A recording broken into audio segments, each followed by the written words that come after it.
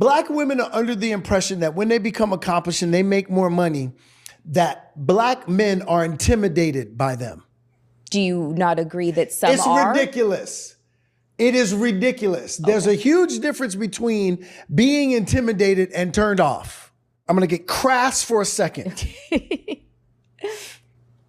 If you are not bending over your man, and if you can't beat him up, you can't intimidate him.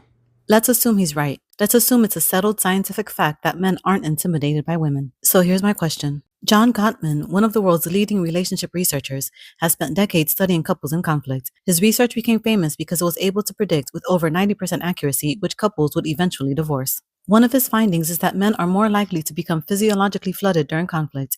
Their bodies become so activated that many become angry, aggressive, or shut down altogether, and it takes them a long time to calm down. Think about that for a minute. If the physically stronger partner is also more likely to become emotionally flooded, why would emotional intelligence be optional? Wouldn't it become one of the most important relationship skills he could develop? Men are generally bigger and physically stronger than women, especially in upper body strength. So when the physically stronger partner becomes emotionally dysregulated, what response would you expect from the physically smaller partner's nervous system? Now, this is where some people will say, well, that's why she shouldn't, XYZ, and completely miss the point. Fight or flight isn't a conscious decision. It's an automatic nervous system response. And when only two people are present, someone has to step up and de-escalate the situation. And if a man wants to be called the leader of his home, he carries a unique responsibility to model it first. Many men argue they should lead because if something goes bump in the night, they're the ones expected to get out of bed and confront the intruder. Fair enough.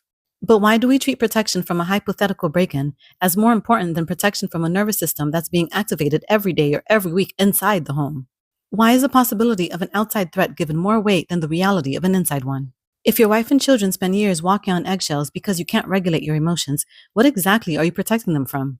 And this is where our culture sends mixed messages. On one hand, we're constantly telling women, be more feminine. But if she's expected to suppress her emotions because her husband's nervous system can't tolerate emotional conversations without becoming flooded, what exactly is the ask? Because that isn't asking her to become more feminine. It's asking her to become more stoic, more emotionally restrained, and more emotionally self-silencing. In other words, more like the stereotypical version of masculinity we're simultaneously telling her she shouldn't imitate. Yes, both partners should learn emotional regulation. Absolutely. But if you're the physically stronger person in the relationship, your ability to stay calm but without shutting down isn't optional. It's part of carrying your strength responsibly. Food for thought. If boys are repeatedly taught to suppress their emotions while growing up, is it possible that many men reach adulthood without the skills to stay emotionally regulated during difficult conversations with their wives? If that's true, then emotional flooding isn't simply an individual problem. It may also be a cultural one.